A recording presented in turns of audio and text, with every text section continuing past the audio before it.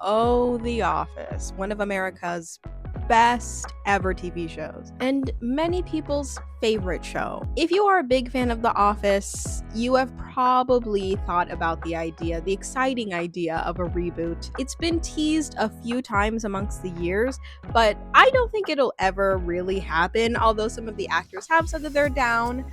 I don't see that happening for the future, but I thought it would be really interesting to kind of take that idea of a reboot and the idea of where the Office cast would be now into my own hands by making a video of what the Office cast's lives would look like in 2024. I'm just gonna keep it so for real. We knew that the business model of DunderMifflin was not sustainable. Rainn predicted that very early on, that a paper sales company in 2024. Are we kidding? In true realism, DunderMifflin has shut down. I am going to put in a little twist and say that this is going to be predicting the cast's future in 2024, but then also saying how the cast dealt with the pandemic, because that is very interesting to me, so I just needed to include it. The setting is that DunderMifflin has been shut down since 2020. COVID left a lot of people looking for new jobs outside of the people that have already retired, which we are going to mention.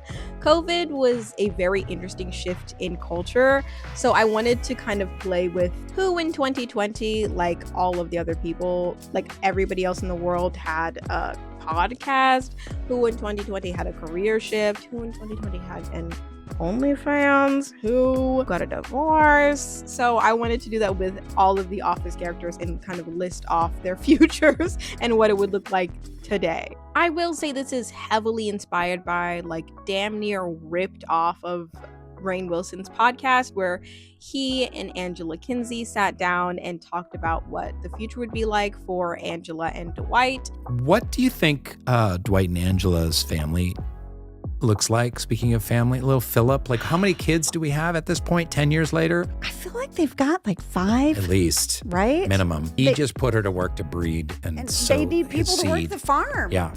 They're happy. I feel like Angela runs the farm. I bet there's Schrute escape rooms. And what if there are escape rooms that are unsolvable? And since they mentioned they're going to be on the farm, Angela's running the farm, Dwight's going to have a little side business. They're definitely going to be homeschooling. They're definitely going to have no more than 5 children, because in true Mormon traditional breed her as long as she can be bred nature, that's of course what the heck they're going to do. But I think that, like Rainn mentioned, since they're a little older, I don't think that 5 was realistic. I think 3 is maybe more realistic, especially because I predict that Angela will want to have more children than Pam, just simply out of spite. So she has one more. She squeezes one more out because Pam and Jim stopped at the 2. I love Angela and Dwight's kind of predictions that were really off the cuff, but incredibly realistic as to what would happen with them. So we're gonna start off with Angela Dwight, because they kind of already said everything. They homeschool their 3 children. Mose has been hired as somewhat as an aide, not a main full-time teacher, but he helps with farm education. Their children don't like them because they're very aware of how weird they are. They don't have any technology on the farm, even though it's 2024. 2020 nearly devastated them, as so many other farms were devastated. In fact, they are very passionately anti-vax, anti-mask, and they just fall under that category of Republican that they would be. Dwight does have a side business. We're just going to keep it true to what Rainn said and just keep it with the Schrute escape rooms. Currently, they are facing a lawsuit because he made one of the escape rooms inescapable. It's looking like they may lose it. Yeah, that's what I got for Angela and Dwight.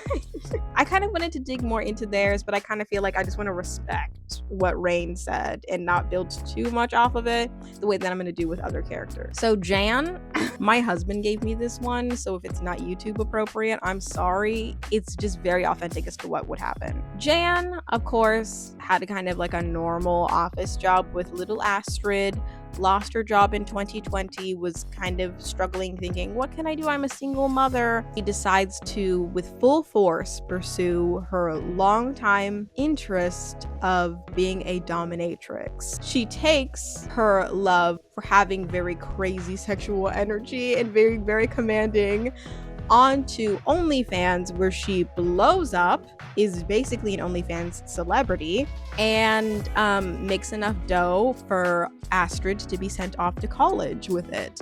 Is Astrid in college at this point? I didn't think to just sit down and do the numbers for that one. I could have easily, but I simply just don't. Jan is out here only fanning, being very successful at it. Next, we have Stanley. I really wanted to give Stanley his comeuppance because honestly, Stanley was not that great of a person. I'm in like my 5th or 6th time of rewatching The Office, and I'm watching the deleted scenes.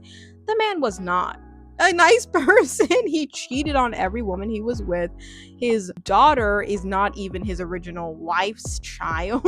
So Stanley is a sex addict, which was only uncovered in COVID because he was going crazy in the house, that he just decided to go out and have multiple affairs. He is also an alcoholic.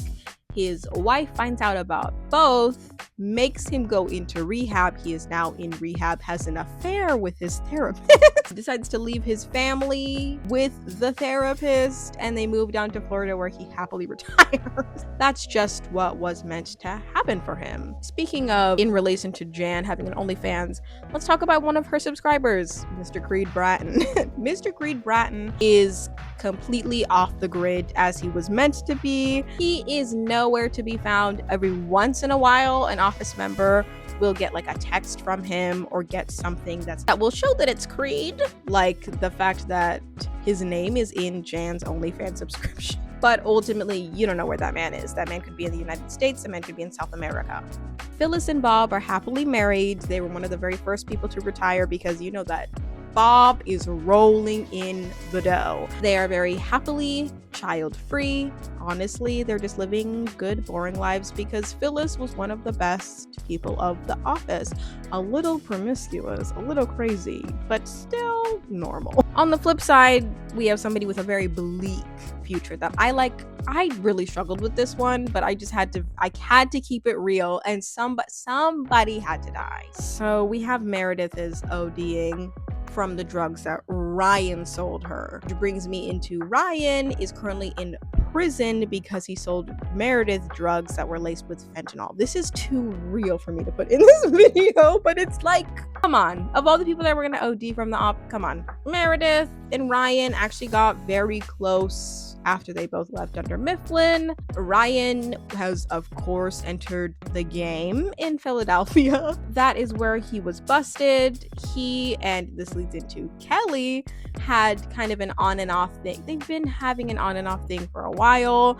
On their off period, Kelly decides to pursue motherhood the same route that Jan does and keeps it kind of conspicuous and doesn't let anybody know that she had a surrogate, and kind of just insinuates that she's been seeing this person on and off that has impregnated her when she really just had a sperm donor because she wants to make Rainn jealous, and she's living her life out of spite to make Rainn think that has this other lover who's given her a child now. Kind of similar to the person who was playing Miss Kelly Kapoor, a la Mindy Kaling, aka we don't know who that baby's daddy is, but anyway, none of our business. Kelly, despite the fact that she's on off with Rainn, actually does have a very thriving career on TikTok talking about celebrity news, because that's what she did every day in the office. She's a single mother TikToking. She's actually pretty successful. She visits Rainn in prison every once in a while, just like she said she would in the show.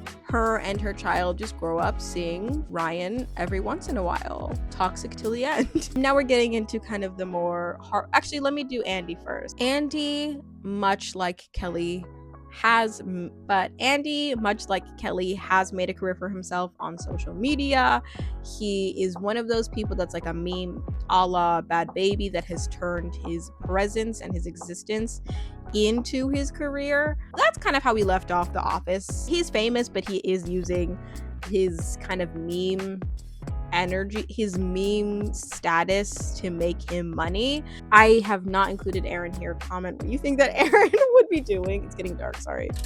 Okay, so yeah, comment what you think Aaron would be doing, comment what you think Oscar would be doing, comment what you think Kevin would be doing. I only kind of had the energy to give the people who I would like distinct stories. But now we got Michael and then Jim and Pam. I love Jim and Pam's story. Please hold with me.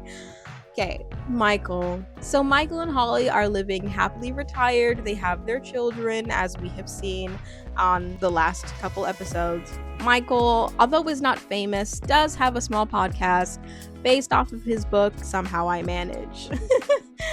He is kind of on the same boat as to where Andy is famous, kind of for being a little bit of a meme. But he and Holly are living very happily. Holly sometimes co-hosts a podcast. Yeah, they're kind of just living a cute, kooky little retirement story. Then we have Jim and Pam. This one I have thought about a lot more than the others, and honestly I'm a lot more excited to talk about. So Jim and Pam, of course, lose their jobs when DunderMifflin goes down. Jim is a little bit resentful of the fact that they have lost their jobs when DunderMifflin goes down, because Jim is thinking about all the time that he didn't get to pursue his dream of being in the sports company that he and Daryl started. Daryl is wildly successful, wildly rich, and he decides to get a job at the company because now he can, but it's at a lower level position. It's not like at there with Daryl. Pam, during the pandemic, decides to start selling her art on Etsy. She had already been selling her art in other places, but the whole reason as to why Pam's career didn't work in the early 2000s is because she didn't have what it takes to be kind of like early 2000s successful in art. But in the year of 2020, she puts her photos up. She puts her art up on Etsy. She shares it on all of her social media. She shares it on Pinterest. She gets a little TikTok. She starts to be a little bit famous because all of her designs, although in the show were made fun of for being mediocre and a little bit boring, really do thrive on Etsy. So she gains some fame, a little bit of fortune, and that makes Jim upset because he's now seeing that Pam is getting to live her dream, getting to pursue her passion, while he is kind of at a lower level position than where he wanted to be at the company that he wanted to pursue. So some of that resentment starts to bubble because Jim has like always needed some sort of a challenge, whether or not it's like a tiny little prank during the day or like getting the girl that he was spent 3 seasons trying to chase. This now, he kind of just has a more like mediocre life, whereas Pam has so many opportunities in front of her, and it just causes an incredibly big rift between them, and their marriage cannot sustain it, so they break up. I know. I'm sorry. Little Cece and Philip are the typical average American kids, come from a divorced household. Their parents are constantly have this tension, the same way that they started, of will they, won't they? Ultimately, they won't, because Jim's holding on to that resentment of not being able to pursue his dream while Pam is living hers. It's just so beautifully tragic. That is what I'm so sorry. That was actually bleak, but it was very real. And you just can't give everybody a happily ever after, except for Michael. That's all I got. Comment however many times you've watched The Office. I think I'm on my 5th. I think I mentioned that before. I'm on my 5th or so time we're watching the Superfan episodes. Comment your favorite character, comment your favorite quote, comment whatever the heck you can. Wherever you are, whoever you are, whatever you're doing, whatever time of day it is, I hope you have a good morning, afternoon, or night.